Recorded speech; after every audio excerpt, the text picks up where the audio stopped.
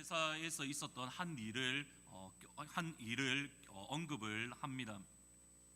대부분 저희들이 지금 폰을 가지고 있는 것을 보면 두 부분으로 나눕니다. 한쪽은 아이폰이고 다른 한쪽은 안드로이드 폰, 이게 나는 삼성 폰인데요, 나는 LG 폰인데요 한데 그게 안드로이드 폰입니다.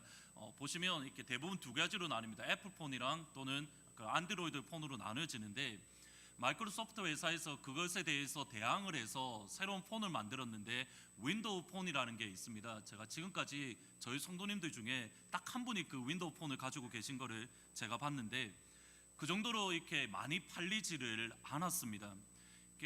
점점 윈도우 폰이라는 것이 이렇게 실패가 되는 것처럼 보이자 어떻게 하냐면, 노키아라는 당시에 전 세계에서 세 번째로 컸던 핸드폰 회사와 합병을 해서 윈도우 폰을 더욱더 보급하려고 했는데 이건 역시 실패로 끝났습니다. 오히려 합병한 이후에 더 많은 손실이 마이크로소프트 회사가 가지게 되었습니다.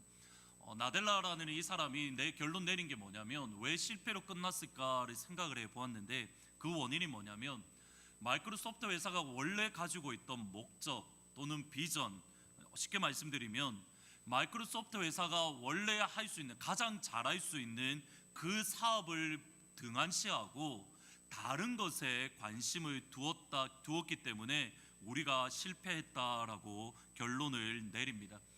노키아와의 합병 가운데 실패를 경험했던 그 챕터 제목이 이겁니다. 자신의 강점을 외면한 기업은 성공할 수 없다. 자신의 강점을 외면한 기업은 성공할 수 없다.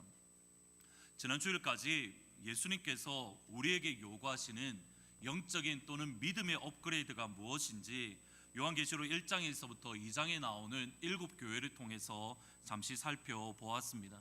에베소 교회를 통해서는 우리의 사랑의 업그레이드를 요구하시고, 서머나 교회를 통해서는 충성, 버가모 교회를 통해서는 소망, 도아디라 교회를 통해서는 마음, 사대 교회를 통해서는 명성, 빌라델피아 교회를 통해서는 예배, 그리고 지난 주일날 보았던 라오디게아 교회를 통해서는 우리의 명의 이전의 업그레이드를 원하고 계십니다. 이상의 업그레이드는 예수님께서 우리에게 명령하고 계시는, 예수님께서 우리에게 요구하시는 신앙의 업그레이드입니다.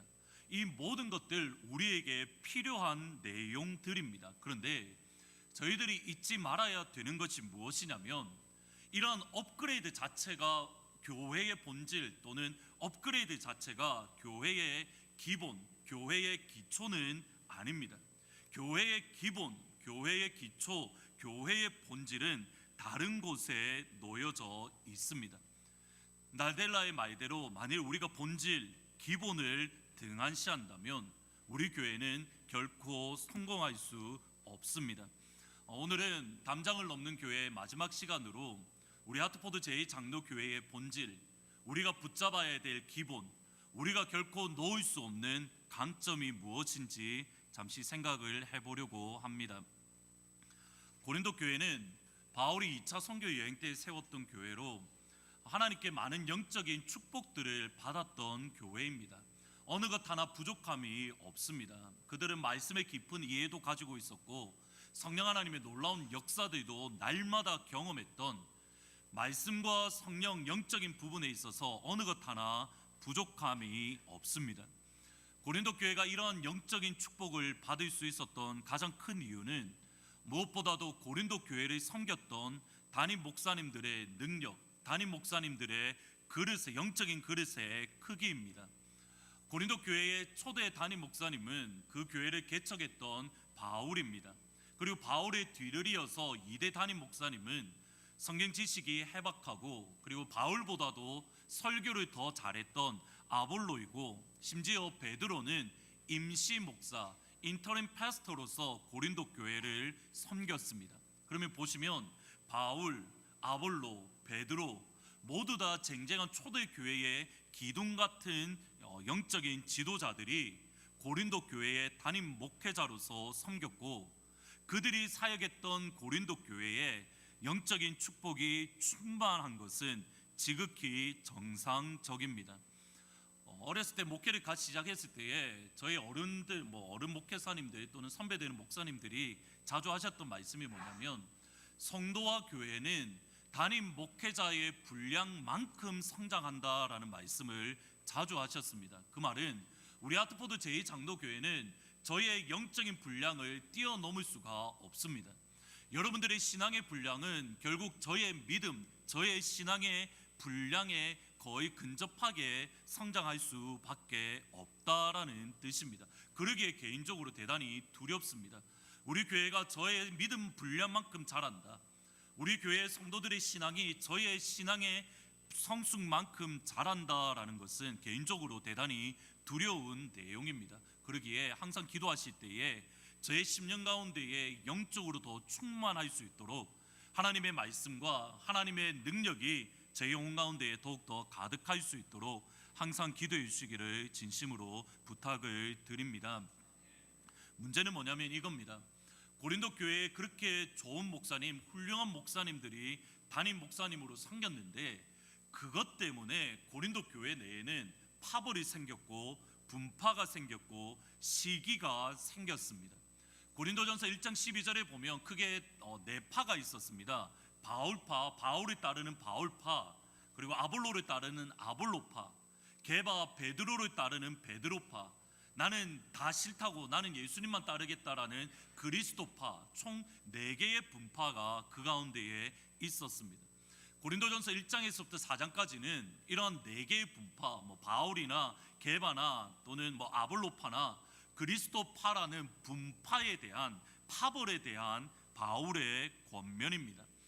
바울이 보기에는 고린도 교회를 이해하기가 어려웠습니다. 왜냐하면 바울과 게바, 베드로와 아볼로파 같은 그런 분파들이, 분당들이 교회에 있으면 안 되기 때문입니다. 왜냐하면 바울, 베드로, 아볼로 이 모든 사람들은 서로 경쟁하는 상대가 아닌 하나님의 동력자들이기 때문입니다. 실제로 바울은 이렇게 말을 합니다. 나는 심었고 아볼로는 물을 주었으며 우리는 모두 하나님의 동력자들이요, We are God's fellow workers. 우리는 하나님의 동료된 일꾼들이다라고 말을 합니다.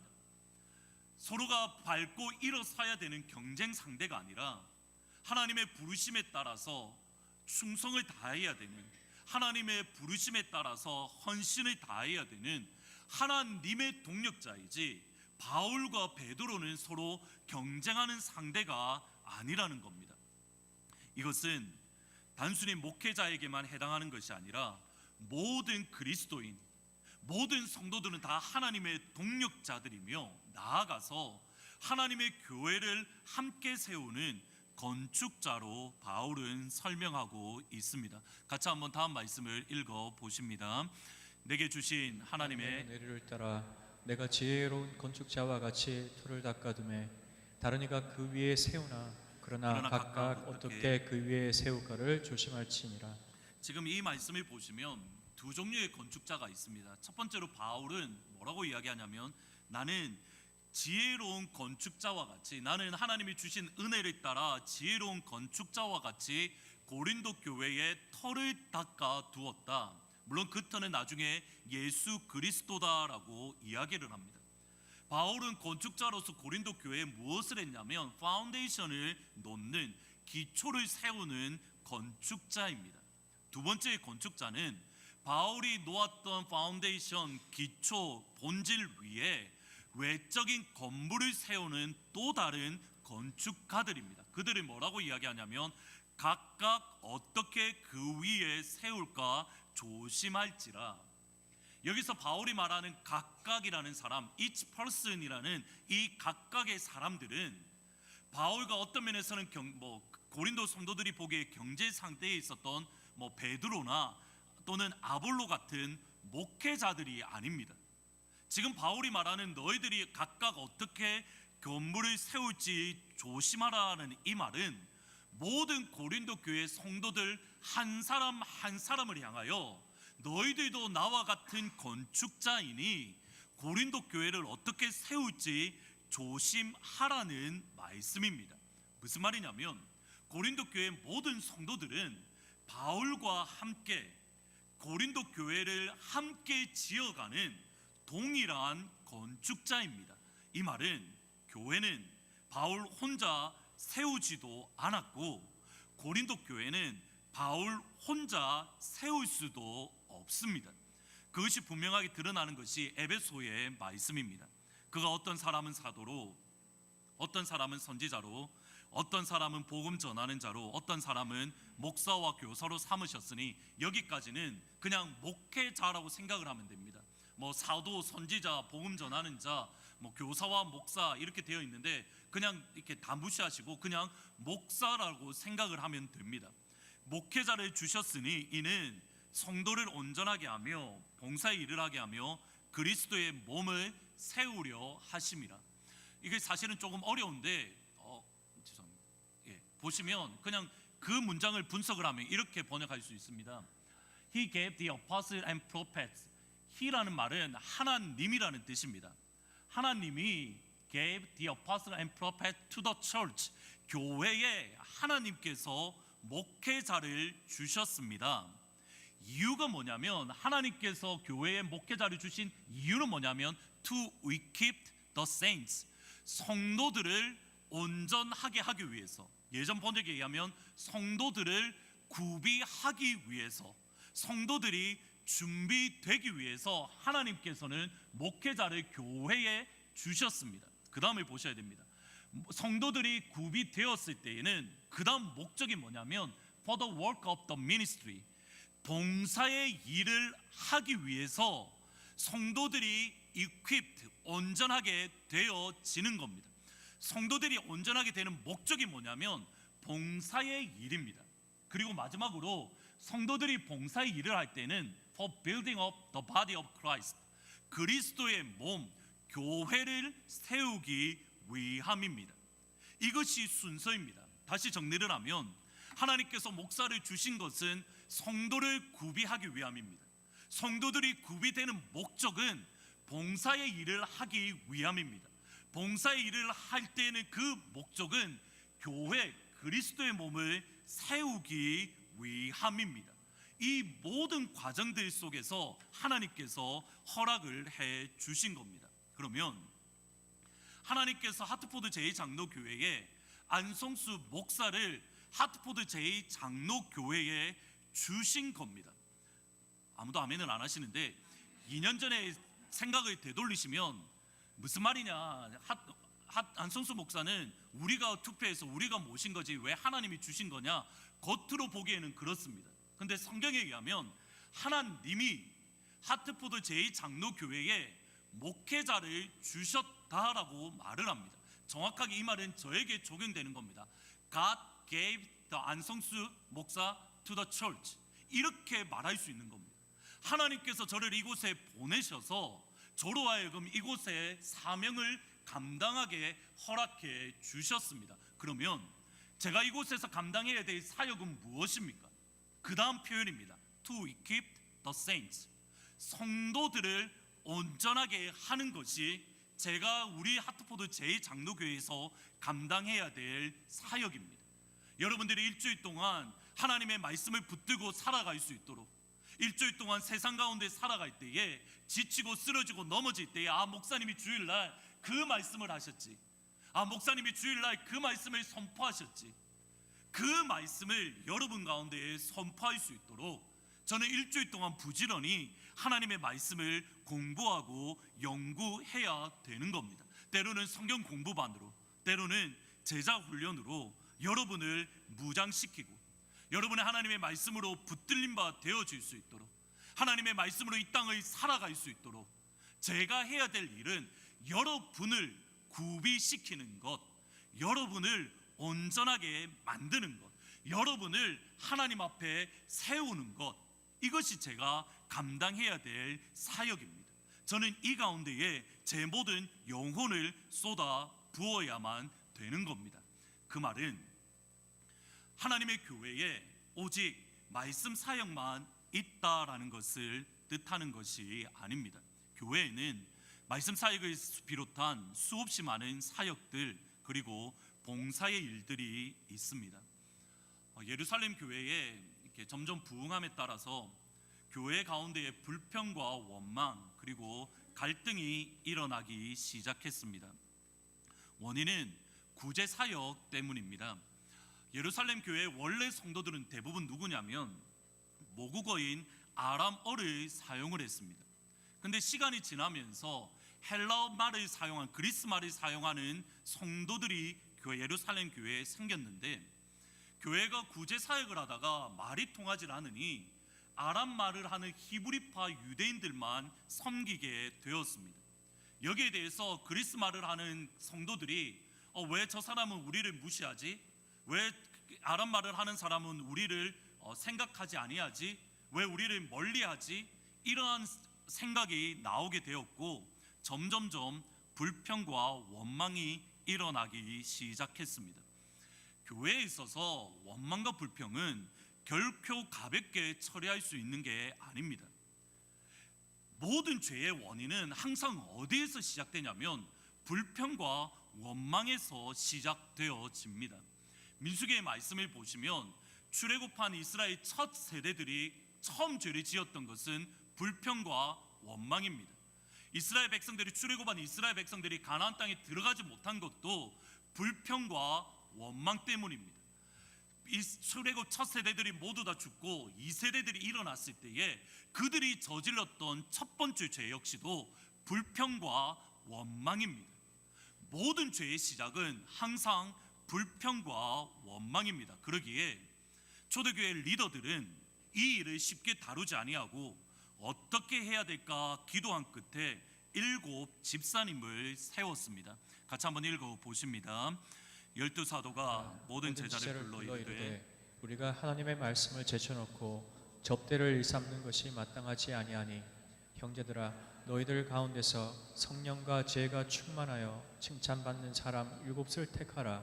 우리가 이 일을 그들에게 맡기고 우리는 오로지 기도하는 일과 말씀 사역에 힘쓰리라 하니. 예루살렘 교회 리더십의 반응을 잘 보셔야 됩니다. 구제 사역 때문에 교회 분란이 일어나고 원망이 일어나고 위기 가운데 있으니 그럼 이제 앞으로 우리 구제 사역 하지 맙시다. 구제 사역을 멀리한 게 아닙니다. 구제 사역이 교회의 본질이 아니라며 구제 사역 자체를 없애버린 게 아닙니다. 오히려 구제 사역은 교회의 가장 어떤 면에서 중요한, 교회가 감당해야 될 중요한 사역입니다. 그러기에 교회의 대표자 7명을 선택을 해서 그들로 하여금 구제 사역을 감당하게 만들어 주었습니다.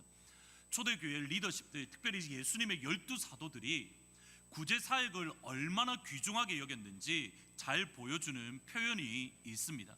2절 말씀에 보시면 우리가 접대를 일삼는 게 마땅치 아니하다. 접대라는 말은 구제 사역입니다. 그리스 헬라파 유대 가부들을 섬기는 것을 마땅치 아니하다라고 이야기를 하는데, 접대하는 일이라는 말을 어떻게 번역을 해놓냐면 디아코니아 of table, 식탁의 디아코니아, 우리말로는 교제라고 되어져 있는데 식탁의 디아코니아, 섬김, 식탁의 디아코니아라고 표현을 해놓았습니다. 그 다음 4절에 보시면 그러면 우리는 이 일에 집중해야 된다라고 할 때에 말씀 사역이라고 되어 있는데 헬라어를 보면 이렇게 되어 있습니다. 디아코니아 of the word.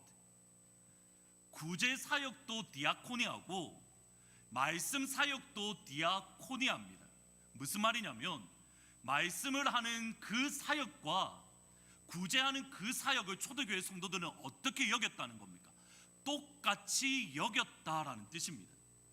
말씀을 증거하는 12사도들이 감당해야 될 말씀 전가하는 사역과 기도하는 그 모습과 초대교회 7명의 집사들이 감당해야 될 구제 사역이 하나님 보시기에는 똑같은 사역이다라는 뜻입니다. 말씀이 더 중요한 것도 아니고 기도가 더 중요한 게 아니라는 의미입니다. 실제로 예수님께서도 정확하게 이렇게 말씀을 합니다. 선지자의 이름으로 선지자를 영접하는 자는 선지자의 상을 받을 것이요 의인의 이름으로 의인을 영접하는 자는 의인의 상을 받을 것이요 누구든지 제자의 이름으로 이 작은 자 중 하나에게 냉수 한 그릇을 주는 자에게 내가 진실로 너에게 이르노니 그 사람이 결단코 상을 잃지 아니하리라. 선지자의 사역은 말씀 사역입니다. 그 선지자를 영접하는 것은 구제 사역입니다. 그러면 구제 사역을 감당한 사람은 구제의 상을 받는 겁니까? 선지자의 상을 받는 겁니까? 선지자의 상입니다.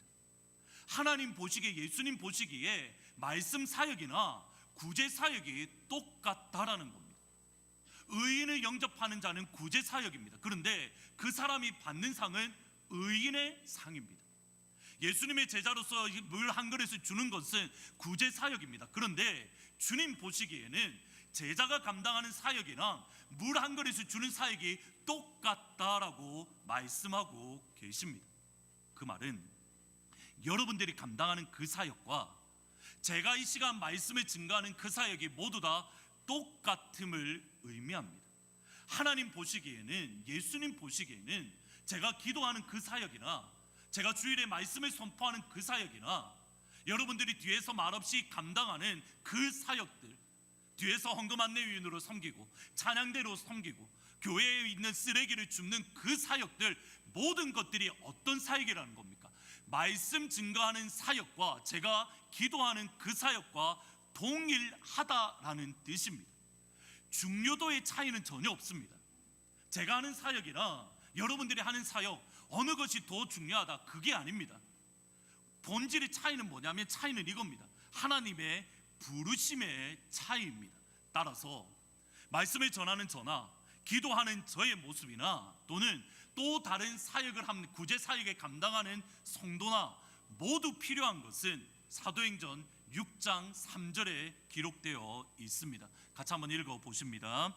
형제들아, 너희 가운데 지혜가 충만하여 칭찬받는 사람 일곱을 일곱을 택하라. 택하라. 우리가 이 일을 그들에게 맡기고, 교회 사역을 감당하는 이에게 필요한 것은 성령과 지혜가 충만함입니다. 질문을 드리겠습니다. 제가 오늘 설교를 합니다. 설교를 하는데 제가 성령에 충만하지 아니하고 일주일 내내 텔레비만 충만한 겁니다. 제가 일주일 내내 영화만 열심히 보고 그냥 주일날 올라와서 그냥 설교를 합니다. 여러분 저를 인정하시겠습니까? 인정하지 않으시겠습니까? 그래도 저는 인정할 겁니다. 무슨 말입니까? 그게 어떻게 목사님입니까? 떠나시는 분은 손을 드는데, 제가 만약에 일주일 내내 말씀에 충만하지 아니하고 성령으로 충만하지 아니하고 일주일 내내 텔레비만 보다가 이 강단에 서면 여러분들 중에 한 명 어느 누구도 목사로 인정할 분 아무도 안 계십니다. 목사가 하라는 기도는 안 하고 맨날 어디 놀러만 다니고 있습니다. 어디에 부르면 거기에 가고 있고. 여러분 저를 인정하시겠습니까? 인정 안 합니다. 정확하게 똑같습니다. 찬양대원들이 찬양하기에 앞서서 가장 필요한 건 무엇입니까? 노래를 잘 부르는 테크닉이 아닙니다. 찬양대에 필요한 것은 무엇이냐면 저들 가운데의 성령의 충만함입니다. 일주일 내내 그들의 심령 가운데에 찬양으로 충만하고 하나님의 은혜로 충만하고 하나님의 말씀으로 충만하여 저 자리에 설 때에 이 찬양 가운데 여러분이 위로받고 능력받고 은혜를 받는 겁니다. 저기에 봉사위원, 헌금안내위원으로 섬기시는 분들, 일주일 동안 가장 좋은 옷을 사서 입어야 되는 겁니까? 머리를 깎고 머리에 무스를 바르고 구두를 깨끗하게 신고. 헌금안내위원에게 필요한 것은 그게 아닙니다. 헌금안내위원에게 필요한 것은 정확하게 이겁니다. 지혜와 성령이 충만하여. 쓰레기를 줍는 사람 역시 무엇이 필요한 겁니까? 쓰레기를 주울 때에도 지혜와 성령이 충만하여입니다. 교회에 있는 모든 사역들은 사람의 지혜로 감당하는 게 아닙니다. 사람의 능력으로 감당하는 것도 아닙니다. 하나님의 교회의 일은 오직 하나님의 성령으로만 감당하는 것인 줄 믿습니다. 저에게 성령의 충만함이 요구되어지는 것만큼 여러분에게도 성령의 충만함이 요구되어지는 겁니다. 함께 성령에 충만할 때에 하나님의 교회는 믿음 안에서 든든히 세워질 줄 믿습니다. 우리 모두는 하나님의 교회를 함께 지어가는 건축가들입니다. 그럼 이제 다음 질문으로 넘어가야 됩니다. 모든 성도들이 교회를 세우는 건축가라고 한다면 과연 어떤 교회를 세우고 싶으십니까? 과연 어떤 재료로 여러분은 교회를 지어가고 계십니까? 고린도전서 3장 12절 13절 말씀, 이것이 바울의 고민이었습니다. 같이 한번 읽어보십니다. 만일 그런지 금이나 은이나 보석이나 나무나 풀이나 지프로 이 터 위에 세우면 각 사람의 공적이 나타날 터인데 그날이 공적을 밝히리니 이는 불로 나타내고 그 불이 각 사람의 공적이 어떠한 것을 시험할 것임이라.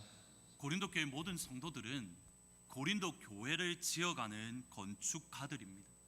그들이 의도를 했든 의도하지 않았든, 그들이 생각했든 생각하지 않았든, 그들의 모든 것은 고린도 교회를 지어가고 그들의 가지고 있는 재료로 고린도 교회를 지어가고 있습니다.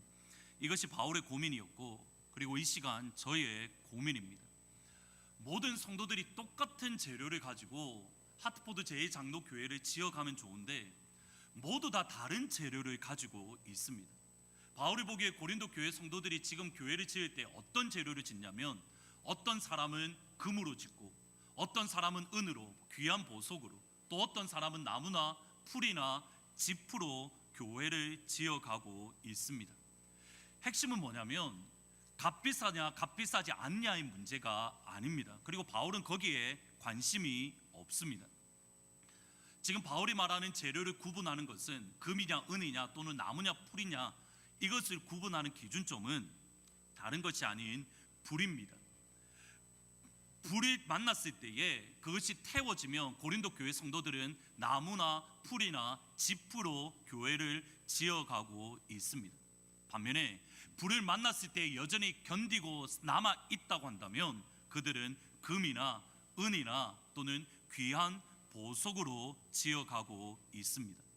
지금 바울이 말하는 교회를 지어가는 재료, 모든 성도들이 가지고 있는 교회를 지어가는 재료는 다른 것이 아니라 고린도 교회 성도들의 신앙 인격, 고린도 교회 성도들의 신앙의 모습, 그것이 교회를 지어가는 재료라고 말을 합니다. 그것을 알 수 있는 것이 3장 5절의 말씀입니다. 그런 자 아볼로는 무엇이며 바울은 무엇이냐? 그들은 주께서 각각 주신 대로 너희로 하여금 믿게 한 사역자니라. 영어 성경에 보면 servants through whom you believe.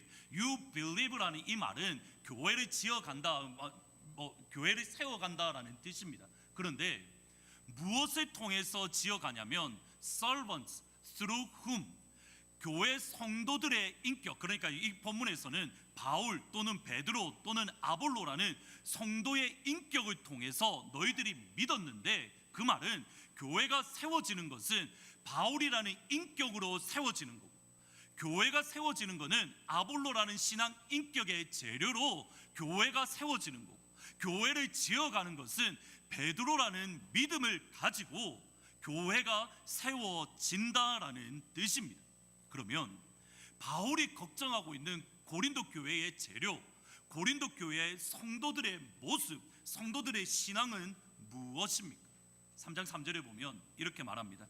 너희는 아직도 육신에 속한 자라. 너희 가운데에 시기와 분쟁이 있으니. 그러면 바울이 닦아놓았던 예수라는 터 위에 고린도 교회 성도들은 어떤 재료로 교회를 지어가는 겁니까? 시기라는 재료로 고린도 교회를 지어가고 있습니다.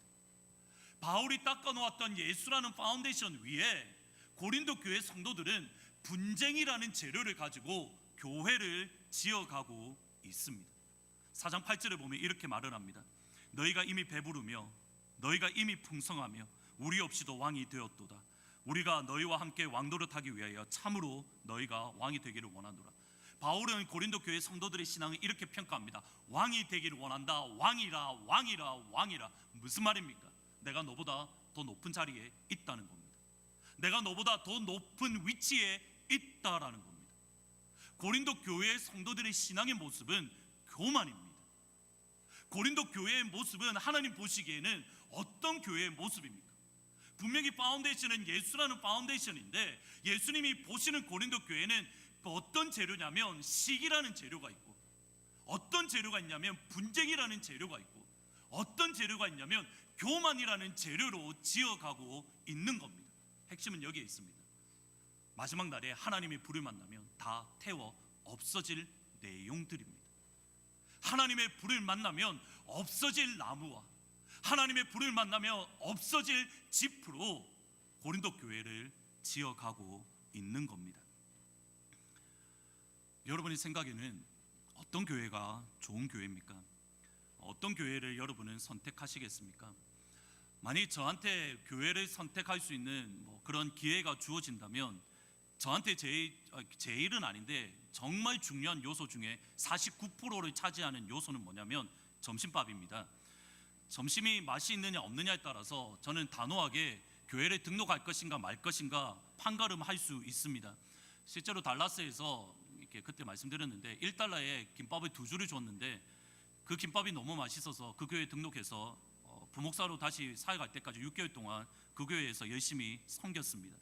김밥 때문에 교회 등록하는 사람이 있을까요? 없을까요?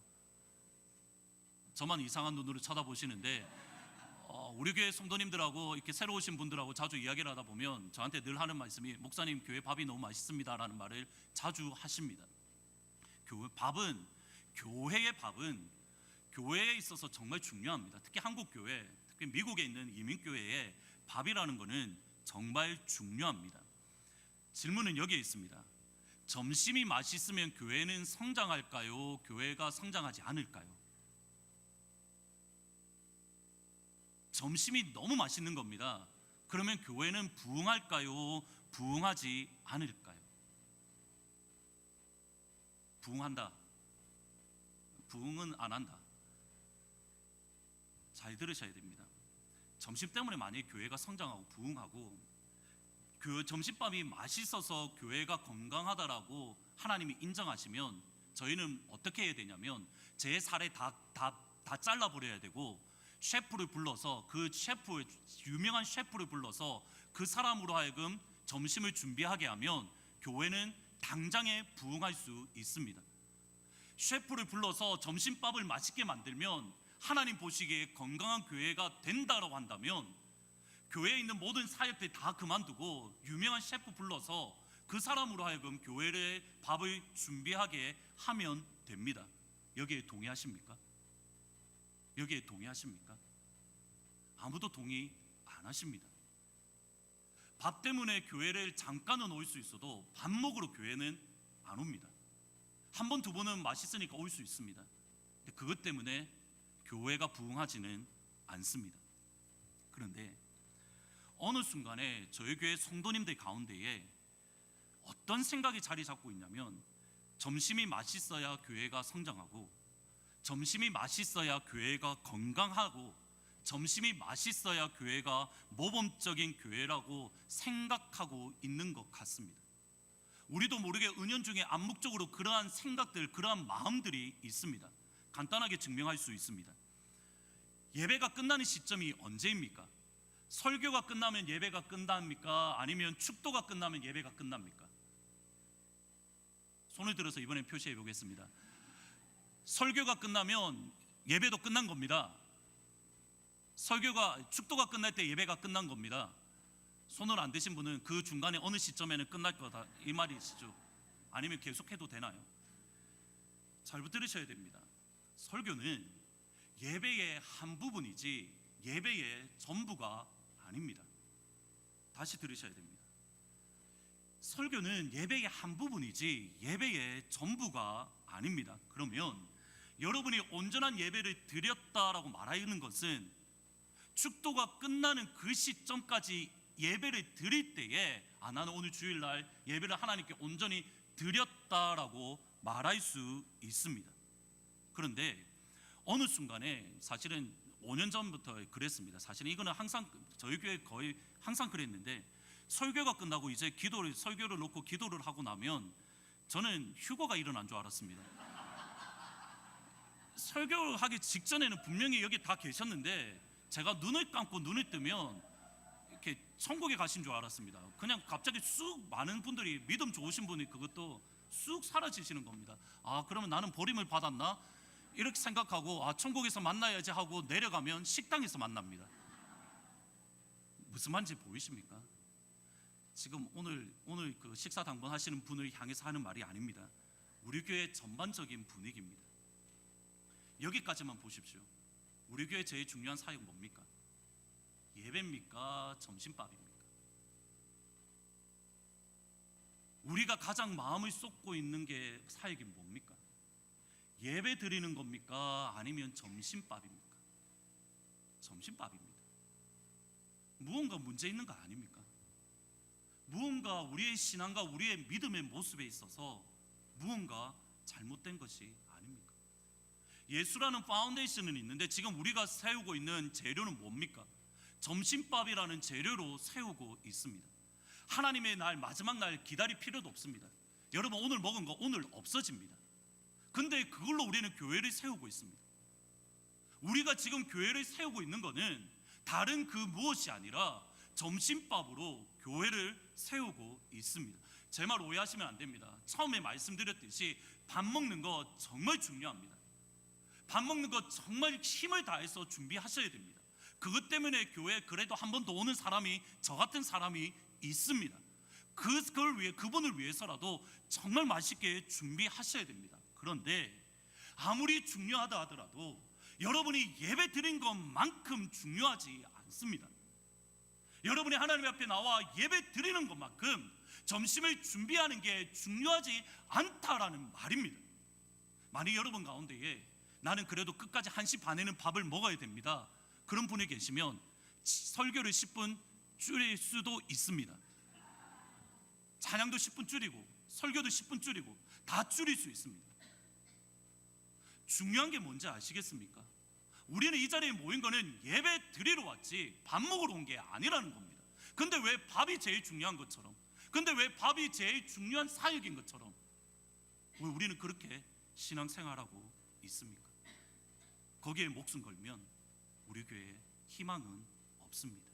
반대로 우리 교회가 정말 목숨 걸어야 될 것, 우리가 정말 붙잡아야 될 것이 무엇입니까? 고린도전서 2장 2절 말씀입니다. 같이 한번 읽어보십니다. 내가 너희 중에서 예수 그리스도와 그와 십자가에 못 박히신 것 외에는 아무것도 알지 아니하기로 작정하였습니다. 예수라는 파운데이션을 세웠으면 예수라는 재료로 교회를 세워야 되는 겁니다. 우리가 예수라는 재료를 파운데이션에 놓았다면 저와 여러분이 교회를 세워야 되는 것은 예수라는 재료밖에 없습니다. 예수를 시작해서 예수로 마쳐야 됩니다. 예수로 시작해서 예수로 마무리를 지어야 되는 겁니다. 예수와 그가 십자가에 못 박힌 것 외에는 아무것도 알지 않기로 작정하였노라. 예수의 십자가에 목숨을 건 바울 때문에 하나님은 이 땅 가운데 주의 복음을 아시아를 넘어서 유럽의 복음을 증거시켰습니다. 언제 교회가 부흥하겠습니까?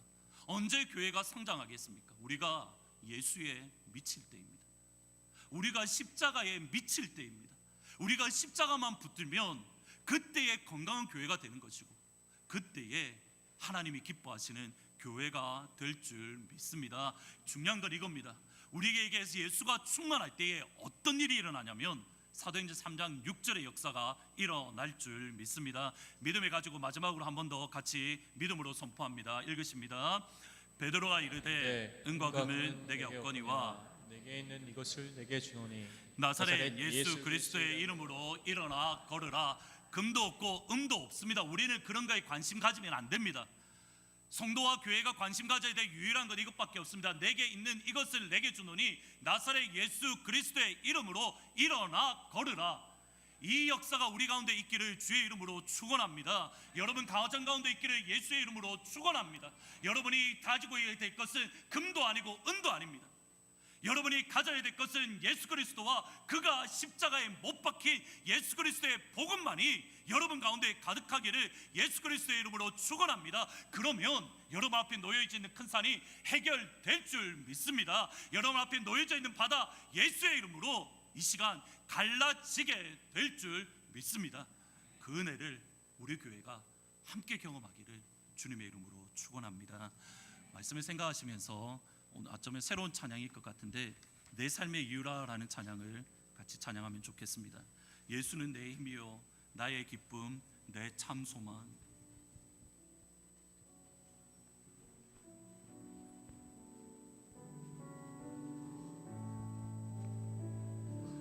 예수는 내 힘이요 예수는 내 힘이요 나의 기쁨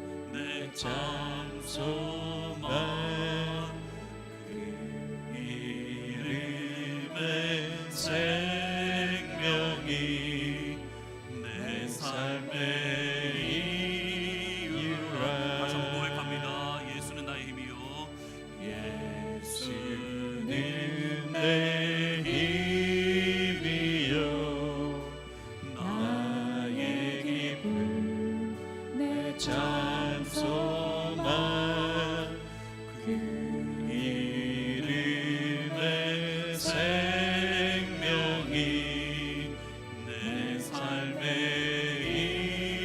이유라. 오직 주만 따라갑니다. 오직 주만 높이 받으소서. 내 평생에 그 이름을 그의 선하심을 세상에 노래합니다. 그 이름은 그 신능력 영원한 생명이 내 삶의 이유라. 내가 사나 죽으나 내가 사나 죽으나 그 이름을 위하여 내 모든 것 드리니 나를 받으소서. 오직 주만 바라봅니다. 오직 주만 따라갑니다.